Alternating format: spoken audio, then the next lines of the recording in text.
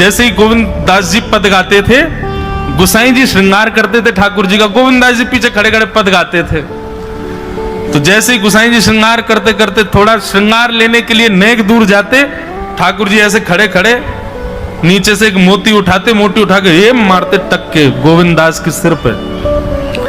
और जैसे ही गोविंद दास के सिर पे लगती, गोविंद दास कहते माने ना दारी की तो बताऊं, रुक जा। जैसे ही वो मोती लेकर के वापस गोविंद दास मारते, तब तक गोसाई जी वापस आ जाते। और गोसाई जी के आते ही वो मोती ठाकुर जी की जगह गोसाई जी में जाके लग जाता। गोसाई जी कहते हे गोविंदा, तू ठाकुर जी को मोती मार रहा है? गोविंद दास बोले मेरो माथो देखियो, ये गुम्माटो फूल को ये आपके लाला ने मारो मुझे। आपको लाला ऊधम मचावे वो ना दिखाई दे आपको, और मैं नेक कछु कह दूं सो मुंह पे चिल्ला रहे हो, मुंह पे बरस रहे हो, या समझा लो बहुत ऊधम मचावे ये। ऐसी लीला करते। गोसाई जी के नेत्रों में आंसू आ जाते, बोले गोविंदा तू कितनो भाग्यशाली, तेरे संग ठाकुर जी लीला करें। गोविंद दास के साथ ऐसी ऐसी लीला करते महाराज। तो दोपहर के समय जैसे मंदिर बंद होते, ठाकुर जी महाराज फेंटा कस के आ जाते, ए गोविंदा चल खेल में चलने। ठाकुर जी गोविंद दास के संग खेलने जाते। एक दिन ठाकुर जी बोले गोविंदा तू घोड़ा बन जा, मैं तेरे ऊपर बैठ के डोलूंगा। गोविंद दास जी घोड़ा बन गए। घोड़ा बन के ठाकुर जी ऊपर बैठ गए, और गोविंद दास की दो पौनी बना दी ऐसी, और दो पौनी इनको ऐसे पकड़ पकड़ के ठाकुर जी चला रहे हैं। और ठाकुर जी तो खेले भैया, कछु भी कर सकें। गोविंद दास के ऊपर बैठ गए और उसको चलाने लगे। अब चलते चलते गोविंद दास रुक गए, तो ठाकुर जी बोले ए गोविंदा चल, ए मेरे घोड़ा चल। गोविंद दास जी बोले जय जय जय जय, नेक उतर जाओ। ठाकुर जी बोले काय को? गोविंद दास जी बोले लघु शंका लगी है, नेक मुंह जानो है, नेक उतर जाओ। ठाकुर जी बोले ऐसी बात कर रहे हो गोविंदा हैं? कोई घुड़सवार घोड़ा पे बैठ के घूमे और घोड़ा को लघु शंका आवे तो वो का यूं के भैया नेक उतर जा, मैं लघु शंका करके आऊं, फिर बैठी हो मेरे ऊपर।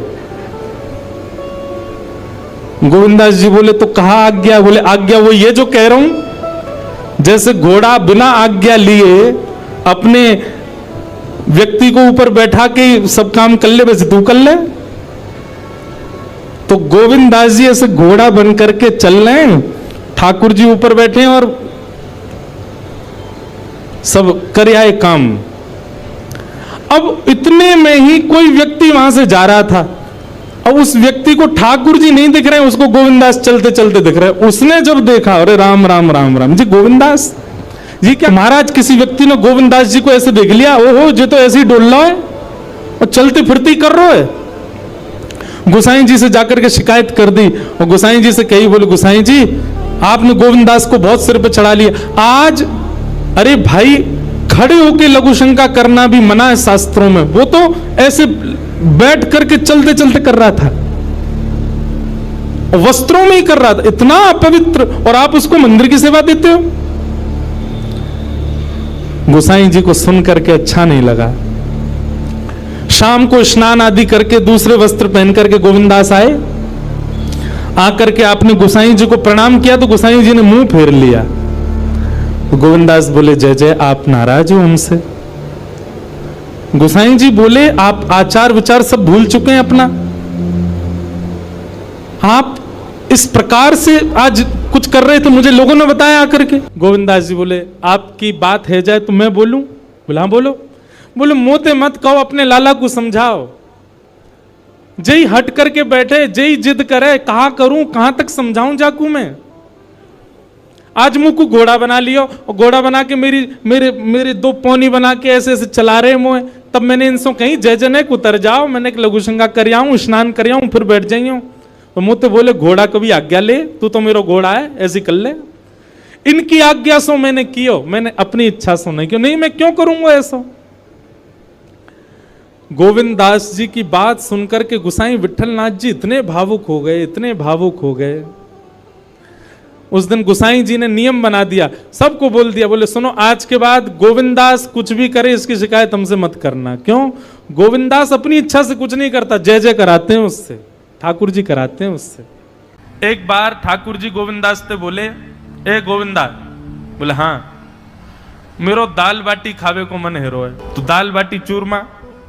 ठाकुर जी बोले ए गोविंदा, ऐसे ही बोलते थे, बोले मोए दाल बाटी खानी है। गोविंदास बोले 56 भोग बनते हैं रसोई में। अपरस में मुंह पे पट्टी बांध करके महाराज रसोईया बनाता है।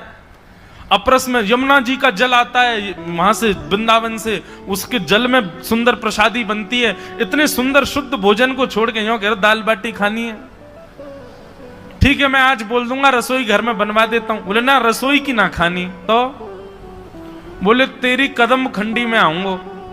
गोविंदास जी जहां बैठ करके भजन चिंतन करते थे, मंदिर से थोड़ा दूर था, सुंदर वन था गिरिराज जी में। बोले मां आऊंगो और वहीं पे तू कंडा, वही गोबरी कंडा में बना, और कंडा में बना के तैयार कर, मैं आऊंगा वहीं खाऊंगा।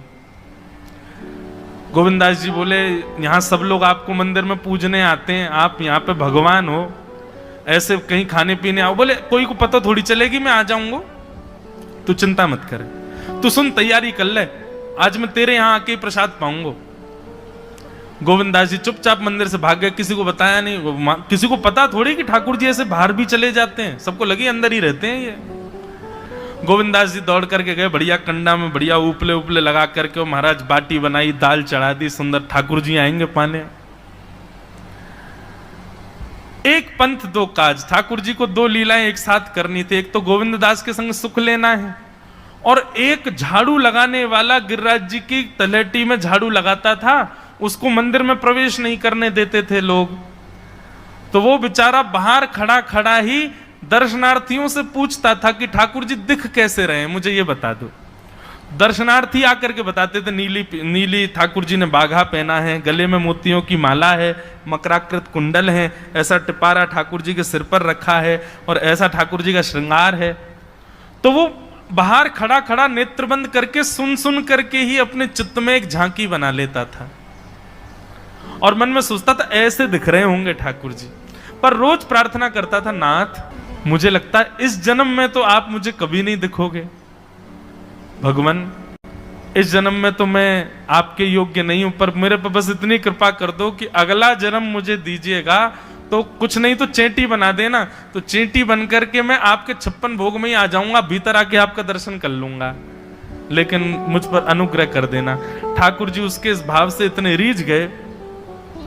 गोविंद दास को बोला था कि दाल बाटी खाने आएंगे, अब मंदिर बंद करके सब तो चले गए वहां से, सब लोग भोजनालय में भोजन प्रसाद पाने लगे। ठाकुर जी मंदिर से निकले अचक करके बाहर, गिरिराज पर्वत के ऊपर विराजते थे।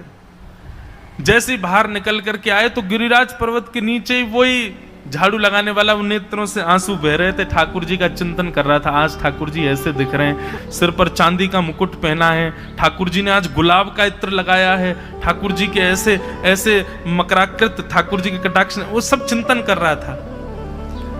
ठाकुर जी नीचे उतर करके जाने लगे, इतने में ही ठाकुर जी ने लीला करी और जोर जोर से ठाकुर जी चिल्लाने लगे, अरे जल्दी ते आइयो, देखियो मेरे पाम में कांटो लग गयो, अरे जल्दी ते कोई आओ या कांटे को निकारो, मुझको तो बहुत दर्द है रो है, अरे भैया जल्दी आओ जल्दी आओ।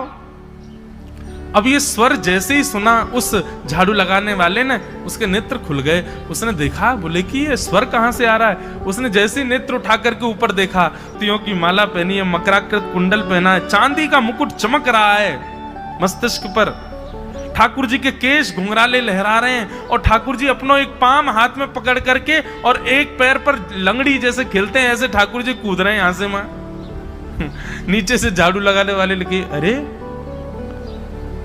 ऐसा पुरुष तो मैंने जीवन में कभी नहीं देखा, ये कैसा पुरुष है।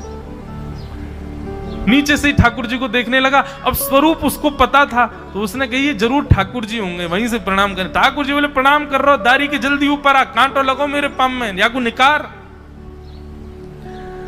बोलने लगा, बोले मैं ऊपर नहीं आ सकता, गुसाई जी मारेंगे, सब लोग डांटेंगे मुझे। अरे नहीं गुसाई जी ऐसा कुछ ना कहें, ये सब तो बाहर के लोगों ने नियम बना दिए, मैं तो सबसे मिलूं, तू आजा जल्दी ऊपर। जैसे ही ऊपर गया, ज्यों-ज्यों ठाकुर जी के समीप जाए, त्यों-त्यों उसके नेत्र सजल होते जाएं। ठाकुर जी के बिल्कुल समीप पहुंच गया। भगवान बोले, देख काई को रो भैया, जल्दी कर, मेरे पाम में कांटो लगो या को निकार। जिन चरण कमलों के स्पर्श के लिए सदा लक्ष्मी लालायित रहती है, ठाकुर जी ने उसकी गोद में अनायास अपने चरण रख दिए। बोले जल्दी कांटो निकार, कांटो लग गो मेरे पाम में। अब वो ठाकुर जी के सुंदर तलवों को अपने हाथ से ऐसे देख रहा है, ढूंढ रहा है कहाँ कांटा लगा है, कहीं उसको कांटा मिल गया। अब इतने कोमल चरण ठाकुर जी के, उसके नेत्रों से आंसू भी गिरते जा रहे हैं, भाव विह्वल होता जा रहा है। मेरे सौभाग्य की सराहना, ठाकुर जी के इतने समीप। कांटा निकालने के लिए बार बार अपने अंगूठे से खींचे, लेकिन कांटा नहीं निकले। ठाकुर जी बोले अरे जे हाथ ते ना निकलेगो। उसने पूछा कैसे निकलेगा?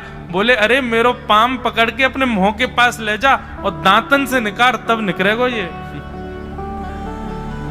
आहा, कितनी कृपा की ठाकुर जी। कृपा की न होती जो आदत तुम्हारी, तो सूनी ही रहती अदालत तुम्हारी।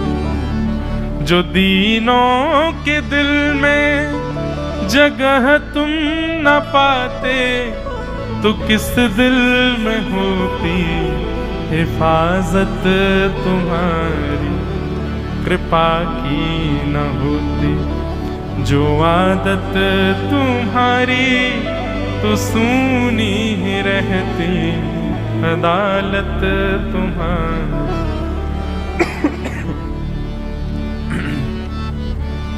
कितनी कृपा। उसने कांटा निकाला मुख से। ठाकुर जी बोले अब चल, मुंह से चलो ना जा रहो। गोविंद दास ने अपनी कदम खंडी में दाल बाटी बनाई है, मुंह ले चल वहां पे। बोला कैसे लेके चलूं? बोले तेरे कंधान पे बैठ जाऊंगा मैं। और ठाकुर जी ने अपने दोनों पांव ऐसे लटका लिए उसके यहाँ पे, और सिर पकड़ करके उसके ऊपर ही बैठ गए। बोले चल ले चल मुंह को।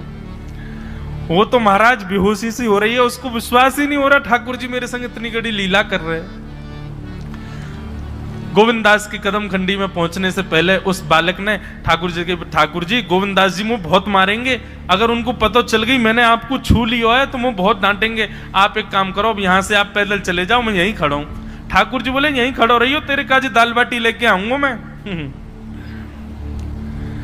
ठाकुर जी पहुंच गए गोविंद दास के पास। आहा, जो ठाकुर जी अचल दिखते हैं सबको मंदिर में, वो सचल दिखते हैं गोविंद दास को। कितनी बड़ी कृपा। गोविंद दास के यहाँ ठाकुर जी पहुंच गए, और पहुंच करके ठाकुर जी बोले चल गोविंदा जल्दी खवा, मुझको तो बहुत जोर की भूख लगी है। गोविंद दास बोले हाँ हाँ बिराजो। सुंदर व्यवस्था कर दी। ठाकुर जी बैठ गए, और बैठ करके सामने पत्तल पर महाराज बाटी रखी, दाल रखी, चूरमा रखी, चटनी रखी, सब बढ़िया सुंदर सजा दी। अब ठाकुर जी पा रहे हैं, प्रेम से पाते जा रहे हैं, और पाते पाते बीच में गए और ला, और जल्दी ला, भूख लग रही है मुझको। गोविंद दास बोले पहले इनको तो खा लो। अरे ना है तू जाने ना है मंदिर में मेरो भूख कैसे लगे? थाली में 2 रोटी और ये सब्जी, इनते मेरो भूख पेट थोड़ी भरे। मेरे सामने तो सबरी सामग्री धर दो, मेरो जो मन होगा मैं उठा उठा के पाते जाऊंगा। अरे गोविंदा जल्दी जल्दी लेके आ। अब गोविंद दास जी पीछे मुड़ करके बढ़िया सुंदर बाटी वाटी सेके। इतने में ठाकुर जी क्या करें, एक बाटी तो खा जाएं और दूसरी बाटी उठा के अपनी जेब में धरते जाएं। वो संग आयो वाके काजी लेके जानी है। अब तो महाराज ठाकुर जी खाते जाएं, भरते जाएं, खाते जाएं, भरते जाएं। गोविंद दास बोलो ठाकुर जी ये तो मैं मानूं कि आपकी खुराक बहुत है, पर इतनी ज्यादा है ये मुझको विश्वास नहीं है रो है। क्यों हैं 56 बाटी खा गए हो अब तक आप? अरे कोई तुकना है, कोई पेट है कि समुद्र है, कुआ है, कहा है आपको? ठाकुर जी बोले अच्छा दारी के ऐसे बोले, चलो जाऊंगा मैं। अरे नहीं जय आप तो पाओ। ठाकुर जी तो जेब में भरते जा रहे थे। अब ठाकुर जी का पेट भर गया। ठाकुर जी बोले चल भैया गोविंदा अब पेट भर गया, नेक देर हम एक पेड़ के नीचे बैठ के नेक सुस्ताए लें, फिर बाकी बाद मंदिर में जाएंगे। 4 बजे मंदिर खुल जाएगा दर्शन देने। जैसे ही ठाकुर जी खड़े भये महाराज, सोई उनकी पीतांबरी फैल गई। पीतांबरी फैली। गोविंदास बोले जय जय, ये बाटी खाए के आप इतनी जल्दी मोटे कैसे है गए? ये पेट आपको है तो सही, लेकिन ये इतना चौड़ो कैसे है गो? और पेट कोई खावे तो वो आगे की तरफ निकल रही है, ये कोने में कैसे निकल रहा है? ये दोनों तरफ पेट बाहर कैसे आ रहा है आपको? ठाकुर जी ने ना कछु नहीं दिखाओ। अब तो महाराज गोविंद दास ने पकड़ के जैसे ही पकड़े तो अंदर से बाटी निकल आई। जे बाटी कौन के काजे भर के ले जा रहे हो? सही सही बताइयो लाला, कौन के काजे? कोई और सखा बना लियो तुमने मेरे अलावा? गोविंददास जी बाहर गए, बाहर जाकर के देखा तो एक वृक्ष के पीछे वो झाड़ू लगाने वाला बैठा था। अच्छा, तो अब जे आपको सखा बन गए, जे आपको मित्र है गयो, या के काजे बाटी भर के ला रहे हो? ठाकुर जी कहे अच्छा, अरे भैया ठीक है, अब तू सबंत कह मत दियो कि मैं या के संग आयो, या के संग खेलूं। अरे बेचारो बड़ो प्रेम करे मोते, ये भूखो बेचारो, मैंने सोची या के काजे बाटी ले चलूं। गोविंददास जी के चित्त में एक क्षण के लिए तो ये भाव आ रहा है कि ठाकुर जी कितने प्रेमी हैं, लेकिन बाहर से कैसा दिखा रहे हैं? बोले स्वयं ने इतने सारे ग्रंथ निर्माण करा दिए, 4 वेद लिखवा दिए, उन पुराणों में शुद्धि, पवित्रता, अपरसता, सबके इतने नियम बना दिए, और खुद क्या कर रहे हो? हैं? कोई के सिर पर बैठ के घूम रहे हो, कहीं जा रहे हो, कछु भी खा रहे हो? ठाकुर जी बोले अब ये सब नियम तो मानवन के लिए है ना, हम तो जय जय हैं, हम थोड़ी करेंगे इन नियमन को। बोले चुपचाप चलो और आचमन करो, शुद्धि करो, तब जाइयो मंदिर में। वहीं गोविंद कुंड के पास में गोविंददास जी ने जबरदस्ती ठाकुर जी बैठा दिए। बोले हाथ में जल लो। ठाकुर जी जल लेकर के बैठे, बोले अब करो अपवित्र पवित्रो वा सर्वावस्थांगतो पिवा। ठाकुर जी आचमन कर रहे हैं, अपनी पवित्र कर रहे हैं ऊपर से लेकर नीचे तक। इतने में ही गोविंददास बोलते बोलते बोलते बोलते पीछे के गए और ठाकुर जी की पीठ पे जाकर के एक धक्का दियो महाराज, पूरे ठाकुर जी डुबा दिए कुंड में। ठाकुर जी पूरे ऊपर से नीचे तक भीज गए। ठाकुर जी बोले दारी के तेरी शिकायत करूंगो, गुसाई जी तो कहूंगो तू ऐसे करे मेरे संग। गोविंददास बोले मैं बता दूंगा तुम कौन कौन के कंधान पे चढ़ के घूमो। हाँ, मंदिर के लिए इतना नियम बना रखो है, नहा के आओ, धो के आओ, हाथ पांव खासा करके आओ, और कुछ अपवित्र वस्तु मत छीलेना, अपरस में रहना, गीला वस्त्र तन पे होना चाहिए। आपकी सेवा के लिए इतने नियम, और खुद क्या कर रहे हो?